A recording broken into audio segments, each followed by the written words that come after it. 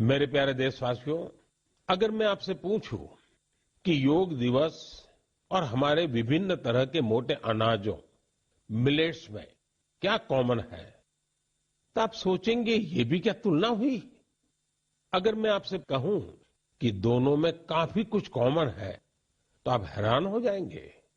दरअसल संयुक्त राष्ट्र ने इंटरनेशनल योगा डे और इंटरनेशनल ईयर ऑफ मिलेट्स दोनों का ही निर्णय भारत के प्रस्ताव के बाद लिया है। दूसरी बात ये कि योग भी स्वास्थ्य से जुड़ा है और मिलेट्स भी सेहत में महत्वपूर्ण भूमिका निभाता है। तीसरी बात और महत्वपूर्ण है, दोनों ही अभियानों में जन भागीदारी की वजह से क्रांति आ रही है। जिस तरह लोगों ने व्यापक स्तर पर सक्रिय भागीदारी करके योग और फिटनेस को अपने जीवन का हिस्सा बनाया है, उसी तरह मिलेट्स को भी लोग बड़े पैमाने पर अपना रहे हैं। लोग अब मिलेट्स को अपने खान-पान का हिस्सा बना रहे हैं। इस बदलाव का बहुत बड़ा प्रभाव भी दिख रहा है। इससे एक तरफ वो छोटे किसान बहुत उत्साहित है जो पारंपरिक रूप से मिलेट्स का उत्पादन करते थे। वो इस बात से बहुत खुश है कि दुनिया अब मिलेट्स का महत्व समझने लगी है। दूसरी तरफ एफपीओ और एंटरप्रेन्योर्स ने मिलेट्स को बाजार तक पहुंचाने और उसे लोगों तक उपलब्ध कराने के प्रयास शुरू कर दिए हैं। आंध्र प्रदेश के नांदयाल जिले के रहने वाले केवी रामा सुब्बा रेड्डी जी ने मिलेट्स के लिए अच्छी खासी सैलरी वाली नौकरी छोड़ दी। मां के हाथों से बने मिलेट्स के पकवानों का स्वाद कुछ ऐसा रचा बसा था कि इन्होंने अपने गांव में बाजरे की प्रोसेसिंग यूनिट ही शुरू कर दी। सुब्बा रेड्डी जी लोगों को बाजरे के फायदे भी बताते हैं और उसे आसानी से उपलब्ध भी कराते हैं। महाराष्ट्र में अलीबाग के पास केनाड गांव की रहने वाली शर्मिला ओसवाल जी पिछले 20 साल से मिलेट्स की पैदावार में यूनिक तरीके से योगदान दे रही है। वो किसानों को स्मार्ट एग्रीकल्चर की ट्रेनिंग दे रही है। उनके प्रयासों से न सिर्फ मिलेट्स की उपज बढ़ी है, बल्कि किसानों की आय में भी वृद्धि हुई है। अगर आपको छत्तीसगढ़ के रायगढ़ जाने का मौका मिले तो यहाँ के मिलेट्स कैफे जरूर जाइएगा।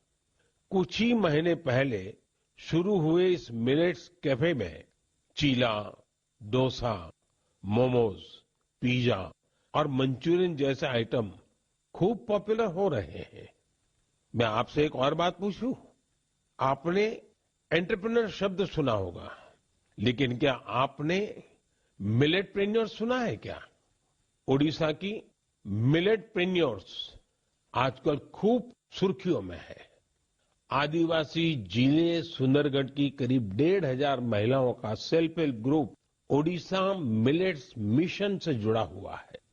यहाँ महिलाएं मिलेट से कुकीज, रसगुल्ला, गुलाब जामुन और केक तक बना रही है। बाजार में इनकी खूब डिमांड होने से महिलाओं की आमदनी भी बढ़ रही है। कर्नाटका के कलबुर्गी में Aland Bhutai millets farmers producer company ने पिछले साल Indian Institute of Millets Research की देखरेख में काम शुरू किया। यहाँ के खाकरा, बिस्कुट और लड्डू लोगों को भा रहे हैं। कर्नाटका के ही बीदर जिले में हुलसूर मिलेट प्रोड्यूसर कंपनी से जुड़ी महिलाएं मिलेट्स की खेती के साथ ही उसका आटा भी तैयार कर रही है। इससे इसकी कमाई भी काफी बढ़ रही है। प्राकृतिक खेती से जुड़े छत्तीसगढ़ के संदीप शर्मा जी के एफपीओ से आज 12 राज्यों के किसान जुड़े हैं। बिलासपुर का यह एफपीओ 8 प्रकार के मिलेट्स का आटा और उसके व्यंजन बना रहा है। साथियों, आज हिंदुस्तान के कोने कोने में G20 की समिट्स लगातार चल रही है और मुझे खुशी है कि देश के हर कोने में जहां भी G20 की समिट हो रही है, मिलेट से बने पौष्टिक और स्वादिष्ट व्यंजन उसमें शामिल होते हैं। यहाँ बाजार से बनी खिचड़ी, पोहा, खीर और रोटी के साथ ही रागी से बने पायसम, पूड़ी और डोसा जैसे व्यंजन भी परोसे जाते हैं। G20 के सभी वेन्यूज पर मिलेट एग्जीबिशन में मिलेट से बनी हेल्थ ड्रिंक, सीरियल्स और नूडल्स को शोकेस किया गया। दुनिया भर में इंडियन मिशंस भी इनकी लोकप्रियता बढ़ाने के लिए भरपूर प्रयास कर रहे हैं। आप कल्पना कर सकते हैं कि देश का ये प्रयास और दुनिया में बढ़ने वाली मिलेट्स की डिमांड हमारे छोटे किसानों को कितनी ताकत देने वाली है। मुझे देखकर भी अच्छा लगता है कि आज जितने तरह की नई नई चीजें मिलेट से बनने लगी हैं, वो युवा पीढ़ी को भी उतनी ही पसंद आ रही है। इंटरनेशनल ईयर ऑफ मिलेट्स की ऐसी शानदार शुरुआत के लिए और उसको लगातार आगे बढ़ाने के लिए मैं मन की बात के श्रोताओं को भी बधाई देता हूं। मेरे प्यारे देशवासियों, जब आपसे कोई टूरिस्ट हब गोवा की बात करता है तो आपके मन में क्या ख्याल आता है? स्वाभाविक है, गोवा का नाम आते ही सबसे पहले यहाँ की खूबसूरत कोस्टलाइन, बीचेज और पसंदीदा खान पान की बातें ध्यान में आने लगती है। लेकिन गोवा में इस महीने कुछ ऐसा हुआ जो बहुत सुर्खियों में है। आज मन की बात में मैं इसे आप सबके साथ साझा करना चाहता हूं। गोवा में हुआ ये इवेंट है पर्पल फेस्ट। इस फेस्ट को 6 से 8 जनवरी तक पणजी में आयोजित किया गया।